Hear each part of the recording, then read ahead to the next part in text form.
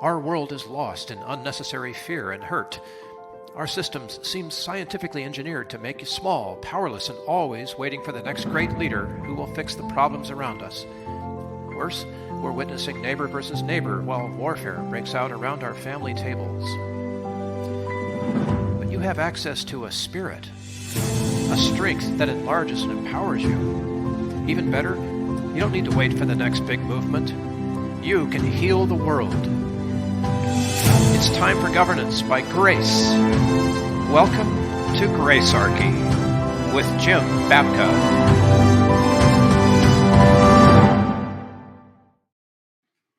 Hi, I'm Bill Peratzman, your moderator. In a moment, we're going to talk about you. Yeah, you, the unsubscribed. But before we get to that, we're assisted in our network here by the Zero Aggression Project. For each new episode, they publish the most detailed description of the program, along with multiple ways to watch and listen. All the episodes of Gracearchy with Jim Babka are collected at the blog on zeroaggressionproject.org, to which you can subscribe.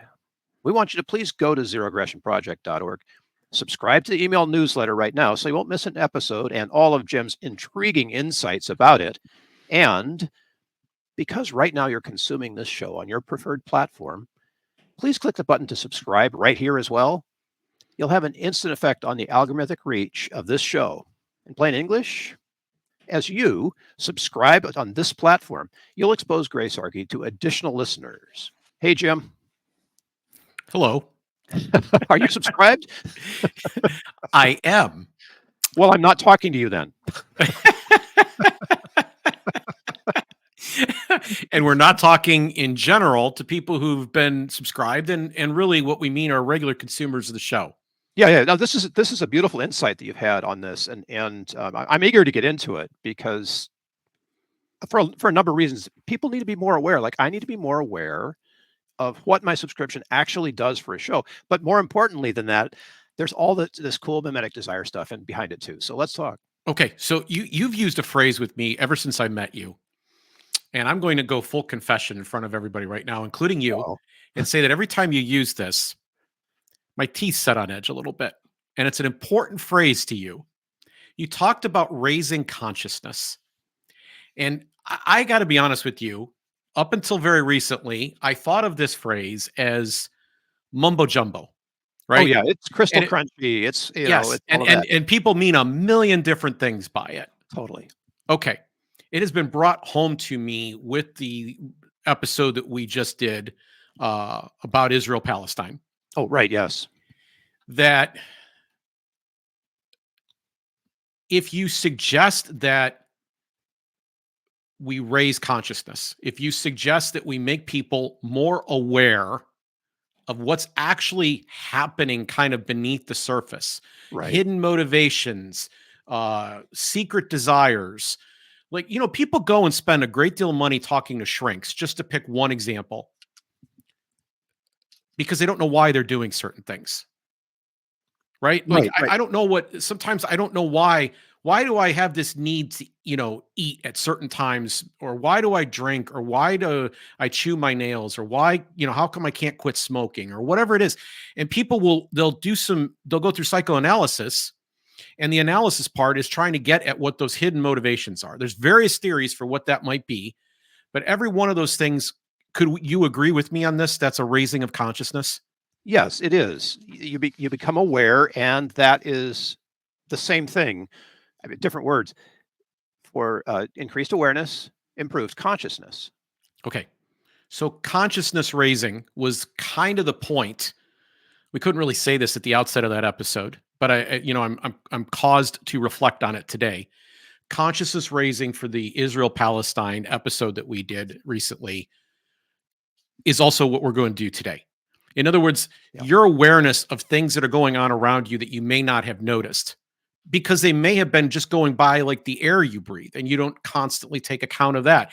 And fish don't know they're wet, and so on and so forth. There's things happening that maybe you're not aware of, that if we turned on a special set of lenses, or we tuned in a special kind of hearing aid, you would see and hear differently than you see and hear at present. Your world would be more rich in a way. you would have Yes. more understanding of the motives of yourself and others around you. Okay. So Yeah, the I'm with things you.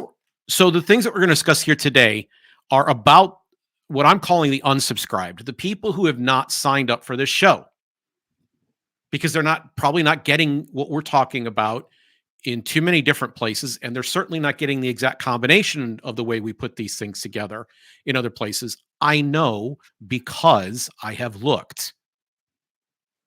I'm doing this show because I don't see anybody else doing this. I mean, you get to a certain point where you're like, well, how come somebody's not doing this? And what I will tell you is I have been transformed by this show. It spending more time meditating on these concepts. To teach is to learn twice. And that has caused me to go deeper and see things that I hadn't seen before because I'm meditating on this now. I'm reading more sources to help me aggregate information and then translate them to you. Yeah, I agree with you. It's like a practice of awareness. I'm staying away from the C word. Okay, so I am not talking to the people who probably have started to pick up on all of this necessarily. For you, for the most part, this will be a refresher course. It's like practice. It's like maybe putting everything together in a summary form in one episode for you in a way that you can go and take and use. But for most people, I want to say that awareness is a powerful key to change and to improve, to be unique, and to change your world. And I would like people who are newer to this material or who may have never seen another episode before, I want to just blow their minds. So this is three things I know about, three things basically that but you, Jim, know about the unsubscribed. Yes. Three Yes. big points. Okay. And by the way, this is true of all of humanity. So before we get one more Wow. step into this, Uh, before we get, yes, before we get in one more step deeper into this, I want to suggest that there's a meta concept at work here of media. So we tend to think of the media as being a screen. This is a media right now. And we use the term, we don't use it in the strict sense of the strict, grammarian sense of media and medium, right? Like we say the media to mean the press. We say the media to say the vehicles which put stuff up on screens or through speakers or in printed form or electronic printed form, right? This is what we mean normally by media. But media has consumers, and the consumers have a lot to do with what is projected.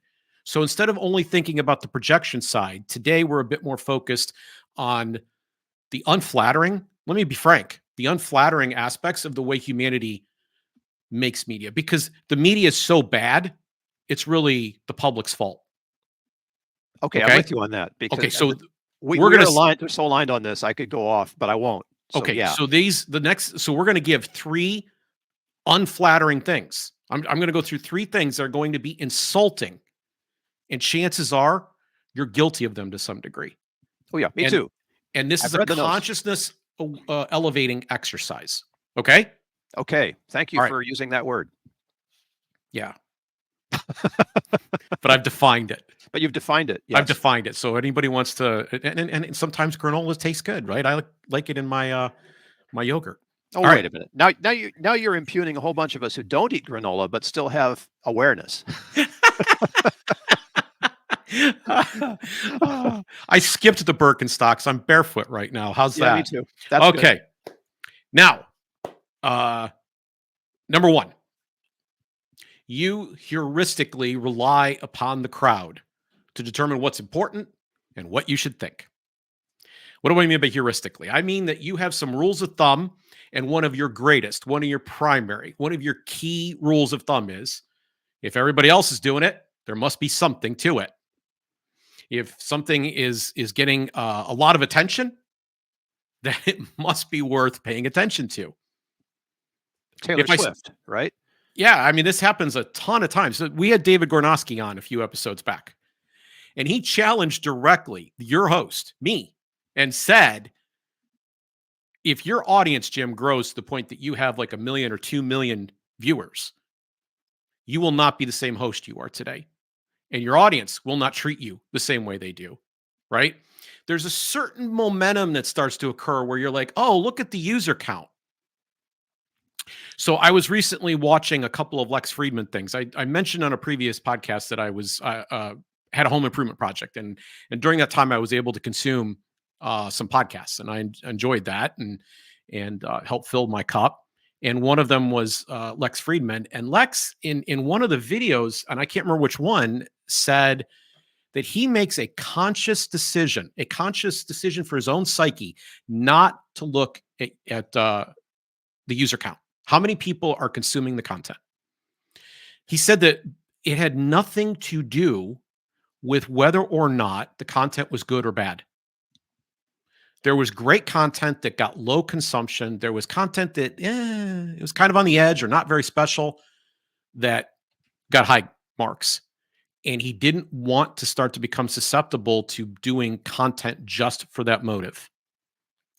Now, there's this story of a person who was trying to start a podcast.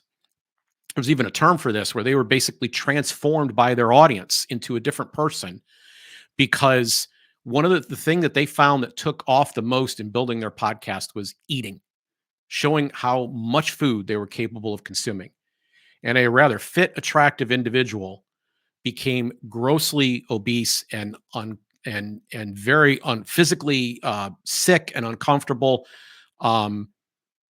overnight in front of their audience, because the audience got into the kind of this mimetic fever where they were challenging this person to keep eating more. And you bet you couldn't eat this, bet you couldn't eat that. And of course, he could always figure out a way to do that. And it upped and upped and upped. So he was changed. And so David's challenging me and saying, don't become obsessed. I think Lex is right. And this other situation is a tale of warning. Sure. That you should not rely on the crowd. Now, I want to compound the problem before we move on. The algorithm serves this. I don't know a lot about, let's say, YouTube's algorithm, or as we called it in another episode, Al Gore's rhythm, right? I don't know a lot about how it works, but I do know this. I do know that the more views I get, the more views I get. And I don't mean that in tautological form. I mean that more views cause them to expose it to more people, who in turn give it more views. Well, there's a whole industry that's built around doing this for all the media. Yes. Creating more views, artificially creating more views, so that more views will organically be created by the algorithm. So you're more likely to see content that other people have already seen. That's just the way it works. If other people aren't consuming the content, we will get dialed down, and you're less likely to see it, or anybody else is, by accident. So it actually feeds, it compounds this problem where you, and let's get back to you, where you are relying on other people to tell you what's important. And I would like to encourage you not to get hung up on that when you're choosing what content to consume. Sure. Don't you want to know, like, the inside stuff, the awareness that you're not getting anywhere else? The kind of information that comes from Gracearchy that doesn't come from any other place in the media. Right. Right. Isn't that special? We have not done what we're planning on doing yet. That's about to happen. Like, we are so close to the promotional stuff that's about to happen. It's going to be big, and we are going to vault to a whole new level. You're going to be amazed. Like, when we sit down here and we're doing shows in the fall, we will be talking to a larger audience. But that's about getting the message out. And I have to admit, I at times feel motivated by what the counts are. And it is a dangerous trap. I'm not saying ignore it 100%. And I'm not saying it's not a decent life heuristic. What I'm saying is it traps you, and the system knows how to trap you further. And you should be aware of it. That's all we're calling for here, is an awareness that you do this. Is that good? Works for me. And yes, please, if you're listening or watching right now, please do. All right. Next. Second point. You're losing your individual identity, and increasingly you're thinking of yourself as belonging to a team. Is that bad? We have a name for this called tribalism. And a lot of people will point the finger, right? They'll point the finger and say, hey, there's tribalism over there. Yeah, but that's revenue, like subscriber base, right? There's 3 fingers pointing back, right? I completely get you. Okay. It's a dodge. Okay. This is really we're going to go deeper on this in just a moment about this, but I am at pains now. And this was driven home to me by even more by some of the recent Girardian episodes that we've done, where we've talked about mimetic theory and mimetic rivalry and the mimetic contagion. We've explained all of these things in previous episodes. You can look, they're just a few in front of the one we're doing right now. All in the 80s and 90s for the most part, episodes that we've done on this subject. But even in the Israel-Palestine thing, if there was something that was an overarching attempt or theme that I was attempting to reach towards there, it was that this awareness factor, again, of maybe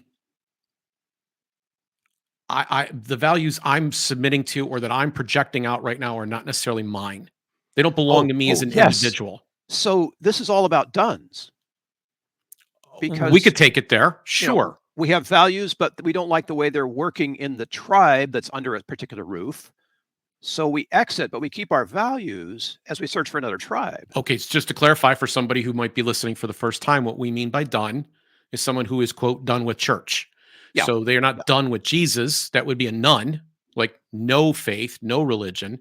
They are done as in they don't, as you just described so eloquently, they don't like what's going on under particular sets of roofs. Yeah. And a lot of times we just swallow hard and stay there because, I don't know, habit, or we need the tribe. So Right. what you're encouraging us right now, Jim, is to check your roof.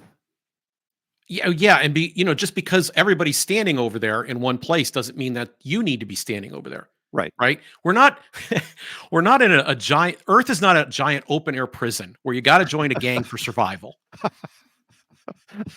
Wait, I thought that was what all those marketers are telling me right now. You got to have a tribe. You got to niche down. You got to find your people. Okay. The way that this manifests itself is that people begin to say, who is talking about us? Yes. And what there we go. bad things are they saying about us? Which brings us directly to number 3. When those questions start cropping up in your head, you are subliminating, you are suppressing, you are pushing underneath the surface your values, concerns, and personal goals for the tribal representatives. So you're turning off your awareness. And you're turning off your individuality. And yes. Okay, yes. so I used to close. I co-wrote at a blog called Positive Liberty about, let's say this is now, oh gosh, this is about 16, 17 years ago now. Great group of guys. There were 5 of us total. And I closed every blog post I put up back in those days with this phrase, hardball delenda est, which I was inspired from Carthago delenda est, which meant Carthage must be destroyed. It was issued by Cato, a Roman senator, at the end of every speech that he gave, right? Carthage must be destroyed. I believe it was Cato. Someone can write and correct me if I'm wrong. And I was inspired to say hardball, which was a TV show on MSNBC at the time, hosted by Chris Matthews, must be destroyed. And it was for this specific reason. So let's say an event happens, and let's say the event involves the healthcare debate. So what Chris Matthews would come on and do, would he discuss how the healthcare debate was going to impact you? No. He would come on instead, and he would discuss how it was going to impact at the time Obama and McCain, or 4 years later, how Obama and Romney, who's up, who's down as a result of this, and how are they going to spin their way out of this? Forget about me, the subscriber. Actually, the forced participant in, let's be honest, the Affordable Care Act. Nobody cares about the little guy who actually needs health care, right? Right. They care about the politicians. Get my brain running here. Yeah. So who benefit or not. So now you're kind of turning these politicians into totems or avatars of you. Can you believe that they said X about this guy who's just like me? That must mean they don't like me because they said it about him. And so we get caught up in all of these discussions and debates that go on online where we're all at each other's throats because someone said something bad about someone with whom we identify with in a tribal sense. So he's enough like me that I take personal insult from it. This is like a tightrope act where you're always stuck in the middle between the mimetic attraction and your own awareness. Like there's I actually think it's a huge thing. I think this is a huge breakout insight that even Gerardians don't spend enough time talking about, with the possible exception of Luke Burgess. okay. And that is that you can be aware of the sources that you're bringing into your life. Okay, so someone writes me in response to the last episode, and they say, well, people give up their agency. Your whole theory has nobody, they're all puppets on strings. And I've never suggested anything of the sort. What I am suggesting is that you only have one choice about how to spend this time. So you're spending it at the moment with me and with Bill. And because you're spending this time with Bill and I, you're not off reading another book. You're not off sitting and having a conversation with another friend. You're not even taking a nap. You're here doing the thing with us. So what we are inputting to you right now has an impact on what you're thinking about. And what you think about has an impact on how you see the world, your paradigm. And these things go from conscious, you're aware that you're watching the show right now, to unconscious, where you find yourself expressing yourself. So, have you ever had the moment, Bill, where you say something and you're like, wait a minute, did I just say that? Yeah, all the time on this show. But I mean, like, you realize, like, you just had a new thought at the very moment that you expressed it. Right, right. Oftentimes that works because in our conversation, I watch you do that all the time. Like you're putting it together as you're speaking. Okay. It comes from sources in other places. Yes, and I'm just it being does. honest about this. Right. Okay. The seed got planted somewhere, and long time later, when that person who planted the seed has long moved on, Johnny Appleseed is now across the country. I now produce an apple. Yeah, There it is. bingo. How'd that Right. happen? Right. And this is a normal human experience. I will tell you, the moment that I realized I had changed my mind all the way back in 2005 on the subject of creationism versus evolution, which we covered in a previous podcast, about Bill Nye, the science guy, and his debate with Ken Ham. You can look that up as well. That moment literally was something came out of my mouth. I said something out loud and realized I had flipped. I didn't know it until I verbalized it to another human being. Yeah. Okay. So we have these sources that are coming in, and they influence how we think in ways that we are not aware of the exact mechanics underneath as to how it was that we came to that position. In fact, we can deceive ourselves because it filtered through our mind all this time into thinking that this was all me, total me. In fact, I was able to do this ex nihilo. There was nothing there. I had a thought. I built it from scratch. It didn't even exist as a thought, and I built it up completely into this wonderful edifice that I present to you today, because I am an autonomous human being that figured this all out. And so the only person you deceive as you think that is yourself. You're not aware of all the subtle influences that converge together to get you to that point. Okay. That is incredibly important in this situation.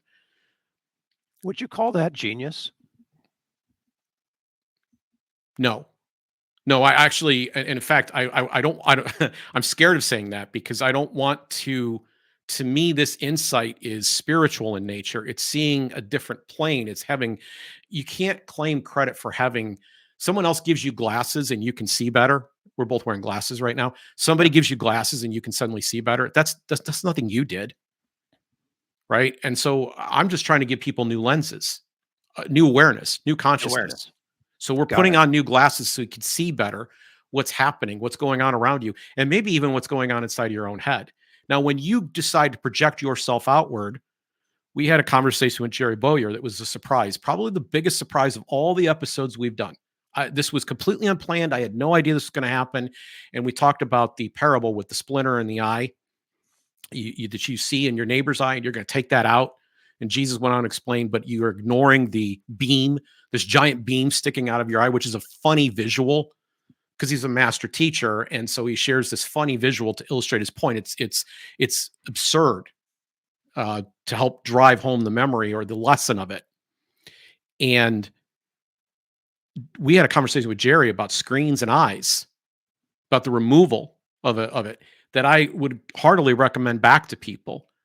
But the essence was that the reason that this visual parable was chosen and why it was so incredibly important was that we have this way of seeing, and then we try to look through other people's eyes back at us and project on how they think we Yeah. look. Right. Okay, how many times have you been involved in a conversation where motives were questioned? Well, he must have whatever. And I've done it. I've suggested someone must have that motive. And we kind of have to, in order to kind of navigate the world socially, we have to kind of be aware of motives and values of other people, right? Sure. But there's like a a huge pigeonhole. It helps. but there's a huge danger there. Huge, Sure. especially when you're upset with another person that you have strawmanned them. You've ascribed the worst to them, right? Yeah.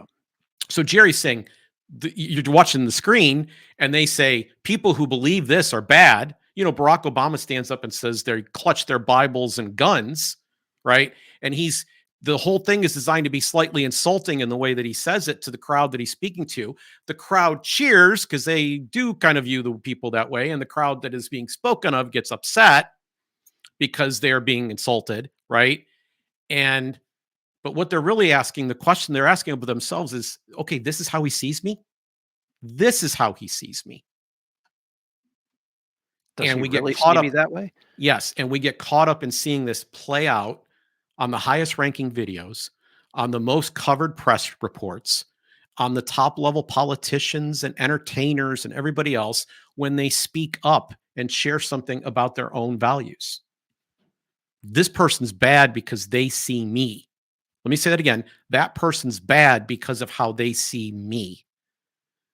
Even if it wasn't about me. They didn't say Jim Babka. They didn't say Bill Protzman. They didn't say anybody I know. They said Joe Rogan, or they said Glenn Greenwald, or they said Ben Ask Shapiro. the deplorables. Remember that one? Oh yeah, I mean we can go on and on. It's whoever you chose that you kind of the programming you kind of tend to like.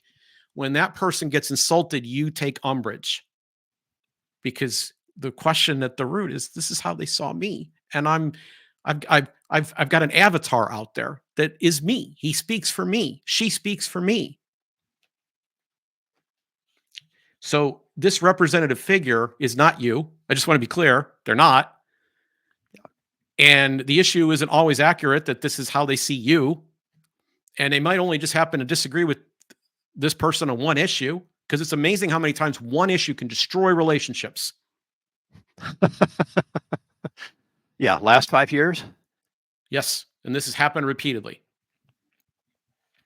And it's hardly ever the case, by the way, that one issue is worth the relationship. I mean, really, like people get put stakes in the ground, they get all, it's hardly ever justified. I'm not saying never, but it's hardly ever justified. If you have a long track record of trust and confidence in a given person, if you've enjoyed your company with them before, but then you learn one new thing and you go, oh, well, that's it. I'm done with you. Yeah, I'm done. You believe what? Get out of here. Yeah. No. Birds aren't real. That's it, Jim. Sorry.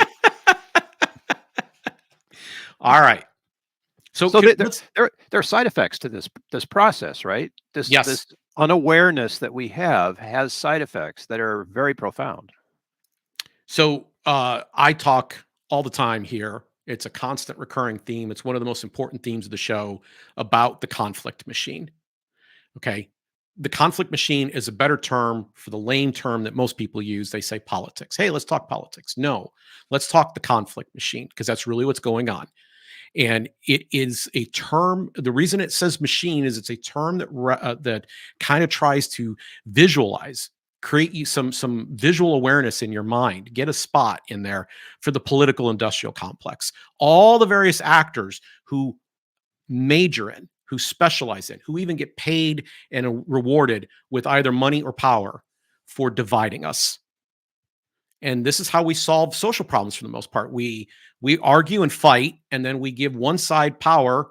And when we say we, that's not really accurate either, because it's 50% plus one in most cases. And in some cases, not even 50%. It's the first past the post. So it might be 40% or 35% who get the leadership role, and then 100% of the power to impose upon the rest of us.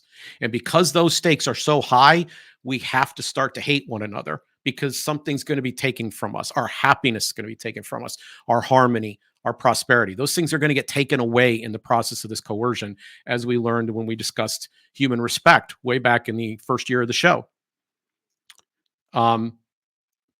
We talked at length about the conflict machine. We really broke down a lot of these concepts in the last live episode that we've done. That was episode 31, Crowder, Big Con, and the Conflict Machine. And we will put in the show notes a clip for you so that you don't have to watch the whole show, because that was very much of its time. It was a particular conflict that was going on at the time that we tried to use to illustrate some bigger points. And we really got to the ones I want to address here at around minute 43 of that show. So we'll put those up. But I'm wanting to say that when you get into tribalism and you make somebody else the totem or the avatar for you, right? Where the negative expression about them is really a personal attack on you. When you do these things, you become very susceptible to the conflict machine, and that's the way they want it. Just to clarify, the conflict machine is not a democratic machine. Are you using that in a capital or small d sense?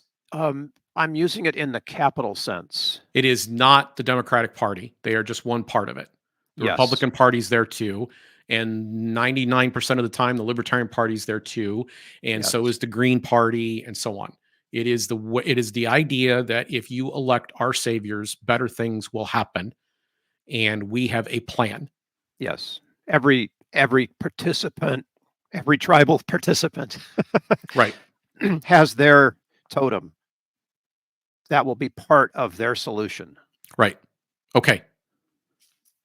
Let's move on to another impact here of sublimating your values into a tribe or a totem or behind a totem. And that is agenda setting. This relates really closely. It overlaps a lot with one of the main points we just made about what you choose to listen to based on how many clicks it gets. But the media makes decisions as to what they put above the fold based on what they think is going to get the most response. They're looking at you. And if you give into it, if you play along, they will guide the debate. There's a whole thing. I don't know where it stands now. I've looked at it several times over the year. The Wikipedia entry for agenda setting theory, media agenda setting theory would be more precise, but just simply agenda setting theory was actually pretty good. It has been for a long time. At the Zero Aggression Project, who sponsors this show, zeroaggressionproject.org, we have a mental lever about agenda setting theory. But essentially, it boils down to what gets discussed the most is the most likely thing you'll discuss.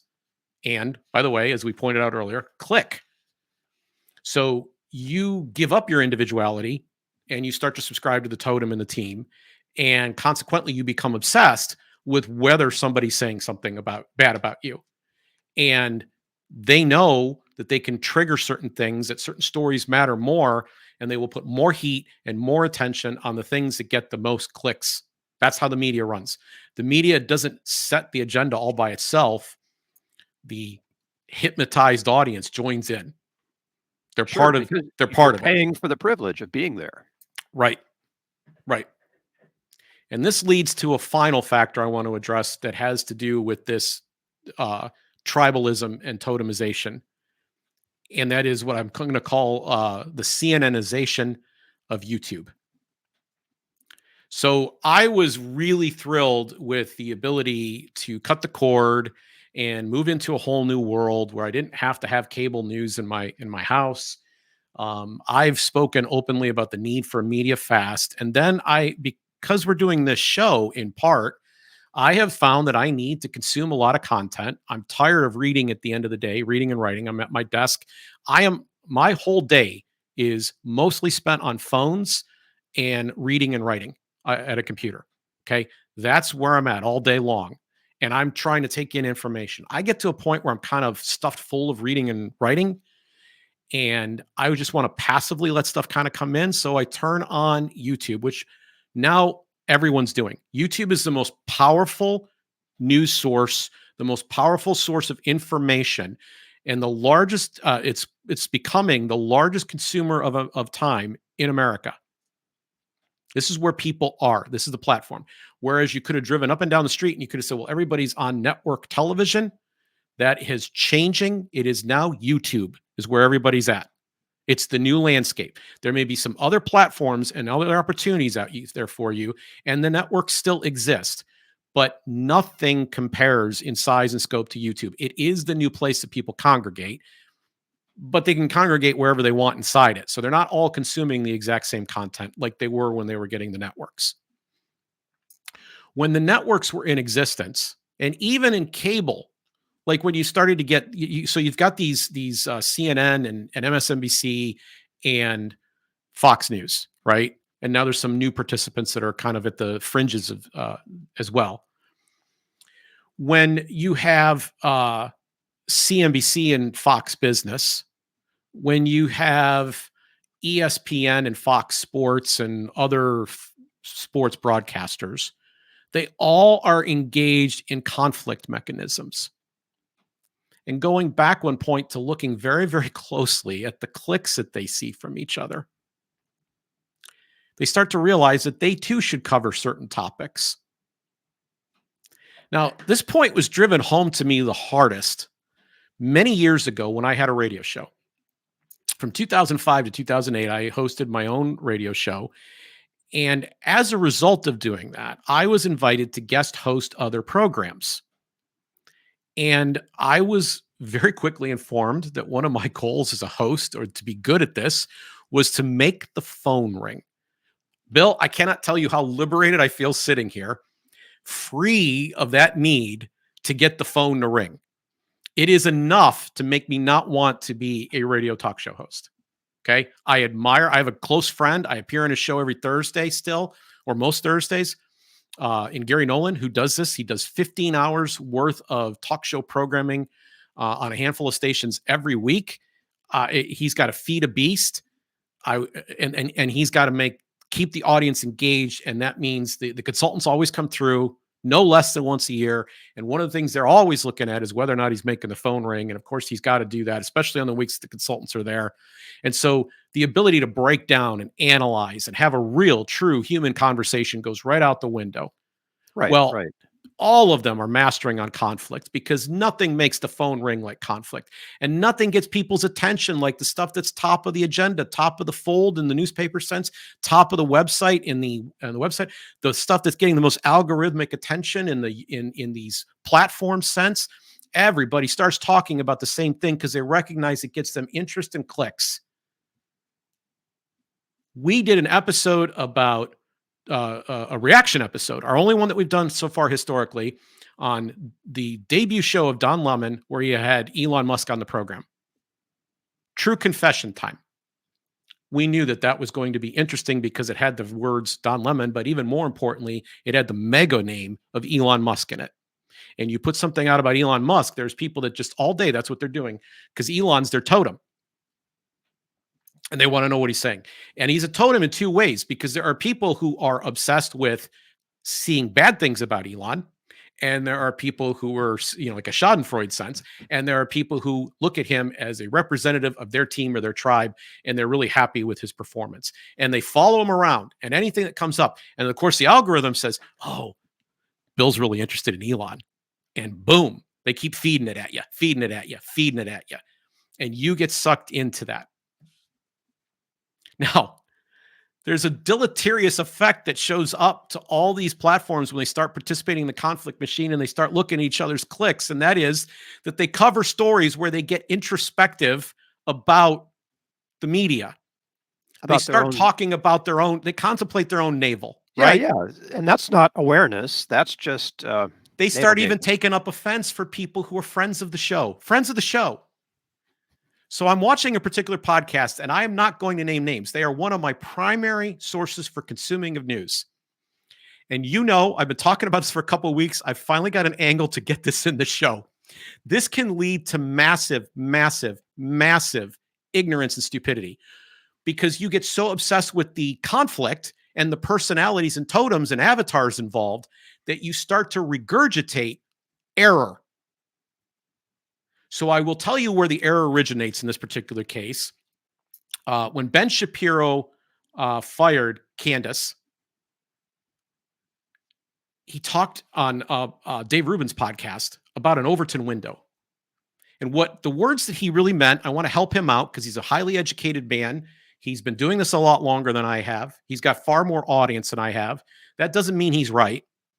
The words that he was looking for were editorial policy. There's more syllables to those words, but that's the words he was looking for. But he kept saying Overton window, Overton window, Overton window. So Overton window is a political science concept, and it was defined by a professor working for a free market think tank up in Michigan. He died young, and he leaves this legacy behind, and that he discussed it in debate. Tom Woods puts it this way: there's an index card of allowable public opinion. This is where the debate is perceived to be. It has a left and a right side, but if you go off the card or you go outside the window, you are outside of acceptable points of view. You are an extremist. And so no one wants to be an extremist. And if your position happens to be perceived that way, you have a job to do. In addition to trying to get people interested in your cause, in order to get in the mainstream of debate, you have to figure out how to shift the window your direction so that you are no longer in the extreme. Now, this is a valuable concept. This is a valuable strategic insight for somebody that's entering into the policy square. But Ben kept using it, trying to sound, and I'm sorry, sophisticated, educated. It's a buzzword he started throwing in to show how sharp he is. Well, we have this Overton window at the Daily Wire. No, you don't. No, you don't. There's no need for you to tug and pull in the public square to move where that editorial thing is. It's an editorial policy. You said it, Ben. You and your partner set that policy, and you decided Candace was outside of it, no doubt, but it was set by you. There's no public thing where you've got to worry about extremism and trying to get yourself defined properly, okay? Getting inside that public dialogue. So I watch not one, but two different podcasts that I consume. And because Ben had used this phrase repeatedly, the host, who should have known better, start repeating the same phrase too. Well, it's outside, you can't can't outside argue is outside their Overton window, right? No, 1,000 times no, that's not accurate. Okay. You're only saying this because the only reason you chose to include this in your podcast tonight is because this was conflict stuff. And you saw that when it was going around elsewhere, it got clicks. Yep. And so now this is going to be served back to you. And this is standard media fare that you get constantly, routinely, all the time. And here was a DNA left at the scene that they didn't care at all. This was not about you. This was not about an issue. This was not even educational. This was news talking about news. And not news of the world. News of a handful of our friends at the elevated top of the platform. Some of your favorite totems or enemies. Sure they are, of course. And I want you to be blazingly wide-eyed on this now. When you start to see, these reaction videos and you start to see people, I want you to know that what they're doing, one of the considerations that was definitely included was getting eyeballs on something. That's not invalid. Yeah. But if they're going to come and they're going to share something with you, they should bring some kind of new insight. Let me be clear. They didn't. And the telltale sign of the laziness was they didn't even understand what an Overton window was. And I didn't see this once. I saw it twice. 2 different shows. I clicked on it and there it was. My poor son's sitting there with me watching YouTube and I'm railing. That's not what an Overton window is. I want to throw a sock at my TV screen. There's the action. There's the reaction video we want. Right? By the way, Jim throws shoe at screen, click here to see it. Yes. And that would probably get more views than some of the heavy content that we've chosen to cover instead. It's harder for your hosts to get into something substantial because you want junk food. Ladies and gentlemen, you click junk food. And to make matters worse, the algorithm says, wouldn't you like some junk food right now? I bet you really are. You're hungry. You want junk food right now, dude. It'd be really sweet if you could have some junk food. It would get your adrenaline going. You get some junk food, right? Yep. Bring on the dopamine. Okay, so how are we going to get out of this? I mean, there is grace in this for everyone who's watching and listening. Yeah, and I'm just going to keep this really simple because a lot of it's been said out loud and implied during the course of the episode, and just wrap up here and say that I want you to keep your individuality. I want you to recognize that when the crowd's going one direction, instead of automatically assuming that there must be something there that I should be paying attention to, it may be good and well to pause and say, if the crowd is going that way, it's probably the wrong way. And maybe there's something better somewhere else. And that the reward to you, if you will stop doing that and instead consume content that is more substantial, is that you will become more substantial. You will become more independent. You will become much more of your own actor in these situations because you chose content that distracted you or removed you from the mob. You matter as an individual. You are made in the image of God. The image of God is not the mob. That's where we give up that individually. The image of God is not the state, which tries to replace God, where people act on for some other purpose that is literally beyond them, for some institutional purpose to advance some institutional mission. They literally become the hands and the feet of that institution and give up in that process their own agency. And I'm saying, I want you fully aware. Watching the media, this is a huge part of whether or not we're going to get to grace. I want you fully aware of what's going on around you, how you're being manipulated, how your psychology works, so that you can make conscious, forethought decisions about the types of inputs that you're going to take in and how you're going to see the inputs as they're coming in. I want to improve your ability to see those things, your ability to hear those things. I want that to go better. So the tools presented here today are designed to make you have that new power. And I will go so far as to suggest that it will almost follow like night follows day and day follows night. That having these tools and being aware of this will probably turn you into a more graceful person.